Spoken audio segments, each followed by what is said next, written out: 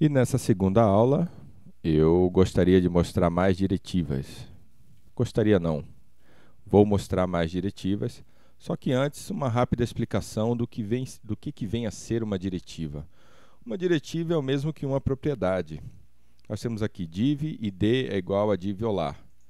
Eu estou usando a propriedade id da tag div. Quando eu coloco aqui vif é igual a alguma coisa, o vif também é uma forma de usar a propriedade e ele se localiza no mesmo local em que nós colocamos a propriedade HTML dessa div aqui.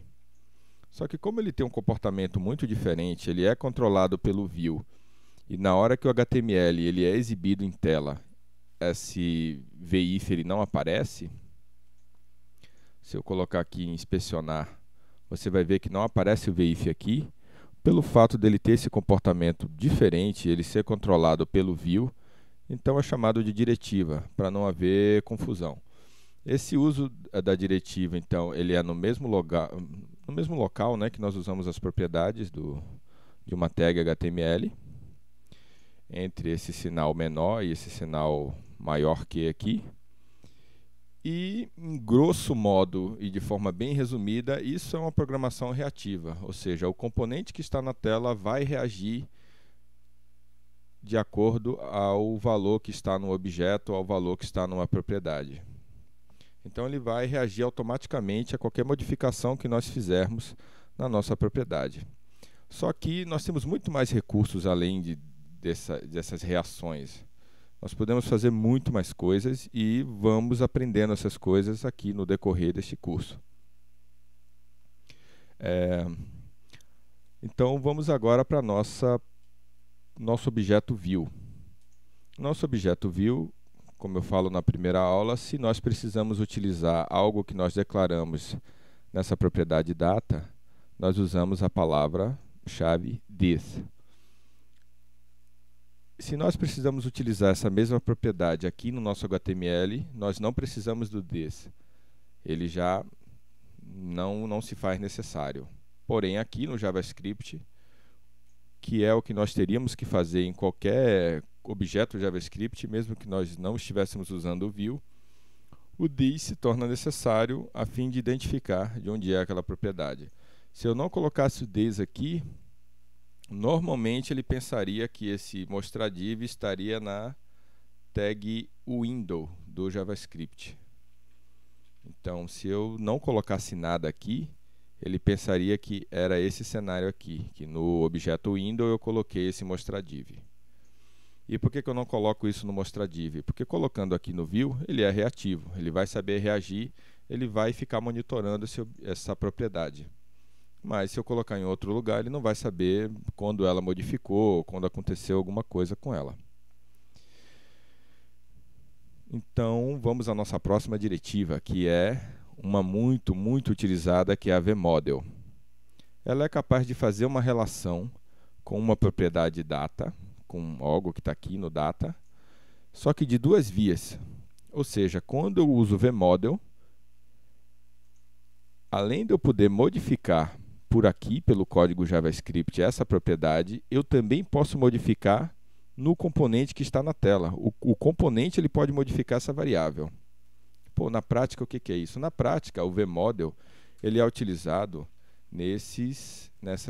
na tag input e nesses componentes que nós usamos em formulário para dar entrada de dados, nesses elementos do input que vamos dar entrada de dados. Um exemplo, input type text. O que isso vai fazer? Ele vai simplesmente mostrar na tela um campo de texto para que a gente possa digitar. E vamos ver o que acontece agora se eu colocar uma variável aqui. Vou dizer nome. E eu passar esse nome para esse input text, passando através do vmodel. Vamos supor que eu coloque aqui um nome inicialmente, Rafael. E eu venho aqui e atualizo. Rafael, automaticamente, foi para a propriedade text desse input. E, se eu digitar alguma coisa aqui, esse componente input, esse elemento input, ele consegue alterar o valor que está aqui. Ah, mas quem me garante que está alterando mesmo? Vamos escrever na tela essa propriedade. No view você escreve uma propriedade data, ou você utiliza uma função que vai escrever alguma coisa usando duas chaves. Então eu coloco aqui duas chaves, nome. Abro chaves, fecha chaves, abre chave, fecha chave, nome. Então eu venho aqui para a nossa tela. O nome está aparecendo aqui, Rafael. Agora eu vou digitar. E o que eu estou digitando se modifica e aparece lá. Isso porque o VModel ele é poderoso o suficiente para alterar um valor de uma propriedade que está aqui. Isso, se você for fazer um paralelo com linguagens de programação, isso se remete muito à programação desktop, onde você tem um elemento na tela que, para ganhar em velocidade, ele pode pegar o input text também no desktop e apontar para uma variável, e automaticamente o input pode mudar a variável, essa variável pode mudar em algum lugar, alguma outra parte do código. Então ele faz essas duas vias, o vai e volta. E isso funciona em qualquer outra tag HTML que nós usamos normalmente em formulário, como por exemplo textArea, select, radio, checkbox. Todas elas podem utilizar o VModel e agilizar bastante o nosso trabalho. Eu posso colocar aqui um textArea, apontando para uma outra propriedade, vou dizer aqui nome 2. E ele vai entender e vai fazer o nome 2, televisão. Vou escrever qualquer coisa aqui. E o textArea e qualquer outro componente input, ele vai saber que estamos digitando alguma coisa. Isso facilita muito o nosso trabalho. Mas será que eu posso criar propriedades de qualquer tipo aqui aqui no Data? Será que eu posso criar propriedades de qualquer tipo nessa seção aqui? Será que eu posso criar uma array? A resposta é sim, eu posso criar uma array. Vou dizer aqui, lista é igual a... antigamente nós declarávamos um array assim. Hoje em dia você só precisa abrir e fechar colchetes. Só que o array ele não vai conseguir ser usado aqui, num input direto. Mas nós vamos poder usar um VModel apontando para um elemento que está dentro do array. Só que eu vou aproveitar agora o embalo e já apresentar a próxima diretiva que eu gostaria de mostrar a vocês, que é a diretiva vFor. O vFor ele é utilizado para repetir itens que estão em tela. E na prática ele é utilizado para exibir dados que estão numa array. Vamos então criar um array aqui com alguns dados e vamos mostrar ele na tela. Então criamos um objeto aqui nesse array, dizemos que esse objeto tem uma propriedade chamada nome. Nome é nome1 e vamos criar um segundo objeto dentro desse array chamado nome2. Pronto. 3 elementos aqui, tá bom. E vamos agora mostrar esse array na tela usando o vFor. Sempre lembrando, fazer tudo dentro do div dapp, porque é o escopo que eu delimitei aqui na minha declaração do meu objeto view. Então, como é que vamos fazer isso? Vamos usar um componente simples de lista, o LLI, né, que é um dos mais utilizados. E agora eu quero que o LLI repita tudo que estiver dentro daquele array e me mostre na tela. E para isso vamos utilizar o poderoso vFor dentro da tag LI, porque é ela que ele vai repetir várias vezes.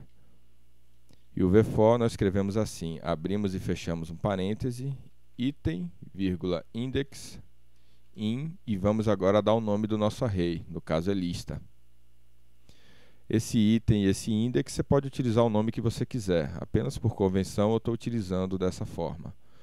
Há também uma maneira mais simplificada de fazer isso, que é só colocar item in lista. Isso aqui também funciona. Só que eu gosto de já chamar o index, porque volta e meia a gente acaba precisando dele. E é uma boa prática a gente colocar dois pontos key e colocar esse index aqui.